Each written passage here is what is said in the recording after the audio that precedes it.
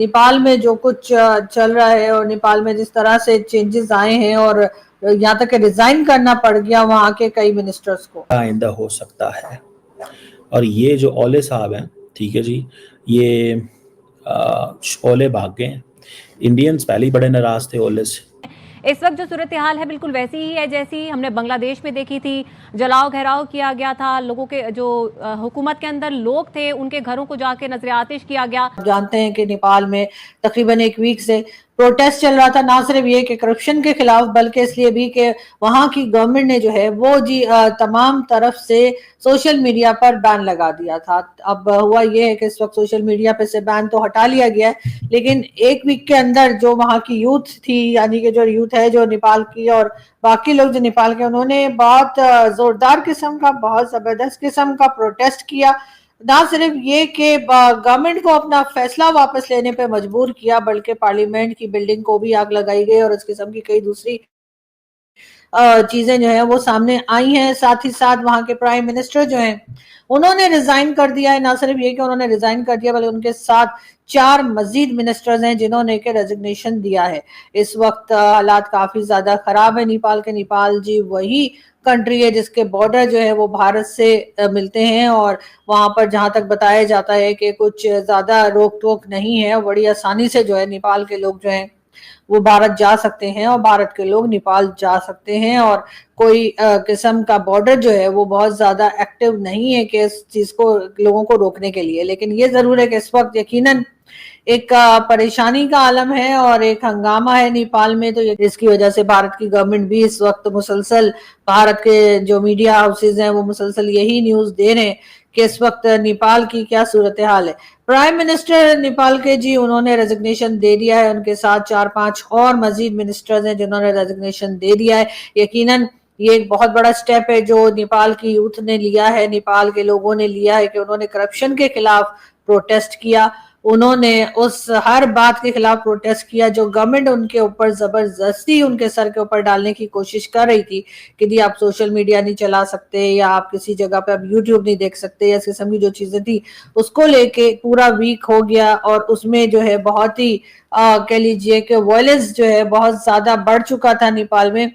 और अब रेजिग्नेशन के बाद देखते हैं कि कुछ मामलात काबू में आते हैं या नहीं। कई बिल्डिंग्स को आग लगाई गई, कई गाड़ियां जलाई गई, कई लोगों को चोटें लगी, बहुत एक हंगामा जो है नेपाल में वो देखने में आ रहा है। अचानक से नेपाल में ये सब क्यों हो रहा है? Why is this happening? लोग इतने सारे काठमांडू में आ गए और आप देखोगे आर्टिकल जो पब्लिश किए जा रहे हैं वहां पर यह लिखा है कि ये है नेपाल के जेन जी प्रोटेस्ट। जेन जी आपको पता होगा, जनरेशन जी को कहते हैं। मतलब जो लोग जिनका जन्म हुआ था साल 2000 के बाद, जो 25 साल या 25 साल से कम उम्र के लोग हैं, 18 से लेकर 25 साल के आसपास के लोग, ये सड़कों पे उतरे हैं ज़्यादातर।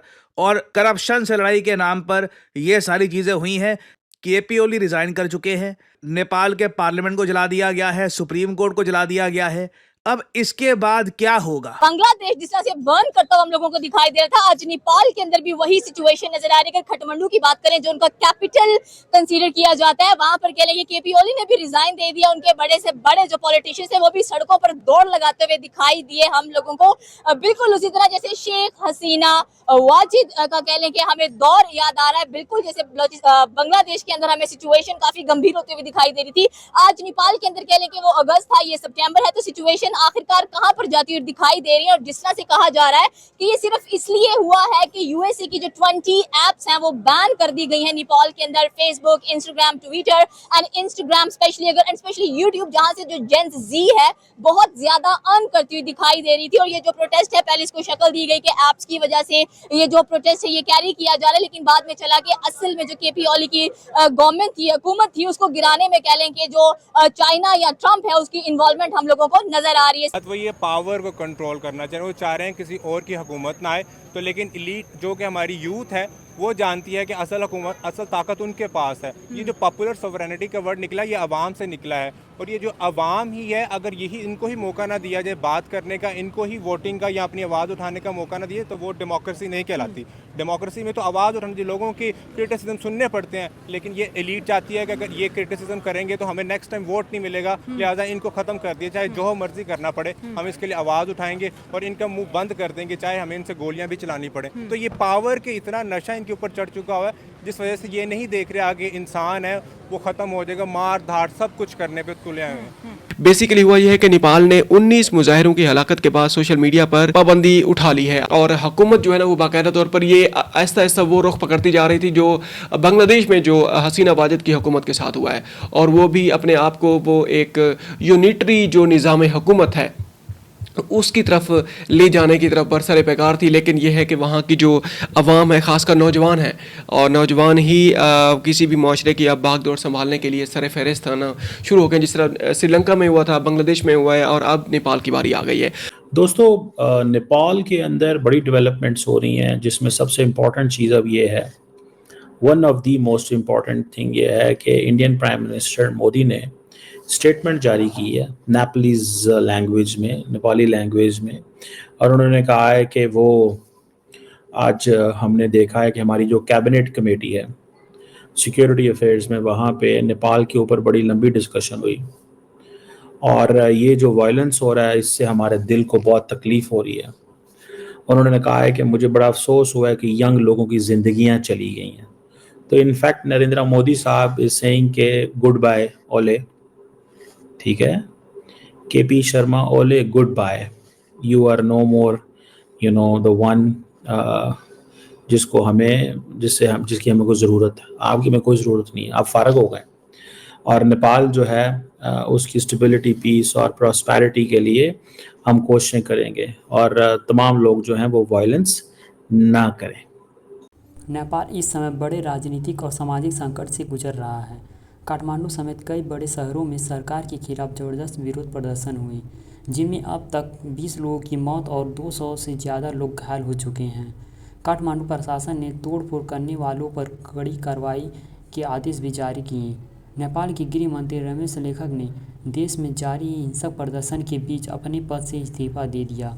इस विरोध की सबसे खास बात यह है कि इसे किसी राजनीतिक दल ने नहीं, बल्कि जनरेशन जेड यानी साल 1997 से 2012 के बीच पैदा हुई नई पीढ़ी ने शुरू किया है। खासकर 18 से 25 साल की युवा सड़कों पर हैं। इनकी सबसे बड़ी नाराज़गी नेताओं के बच्चों की ऐशो आराम भरी ज़िंदगी से है, जिसे सोशल मीडिया पर लगातार उजागर किया गया। नेपाल के युवाओं का रौद्र रूप देख पीएम केपी ओली इस्तीफा देकर गायब हो गए। वह हेलीकॉप्टर से विदेश रवाना हो गए हों। ऐसा भी हो सकता है नेपाल से केपी ओली के इस्तीफा ने बांग्लादेश में हुई हिंसा और शेख हसीना के वहां से भागने वाली घटना याद दिला दी। ओली की राजनीतिक नेपाल में अब ख़त्म सी मानी जा रही है। अगला पीएम कौन बनेगा, ये भी एक बड़ा सवाल पैदा हो गया है। नेपाल में इतनी बड़ी हिंसा देखते हुए पीएम मोदी ने कहा, नेपाल में हुई हिंसा हृदय विदारक है। यह जानकर बहुत पीड़ा हुई है कि इसमें अनेक युवाओं की जान गई है। नेपाल की स्थिरता, शांति और समृद्धि हमारे लिए अत्यंत महत्वपूर्ण है। मैं नेपाल के अपने सभी भाई बहनों से विनम्र अपील करता हूं कि वे शांति व्यवस्था बनाए रखें।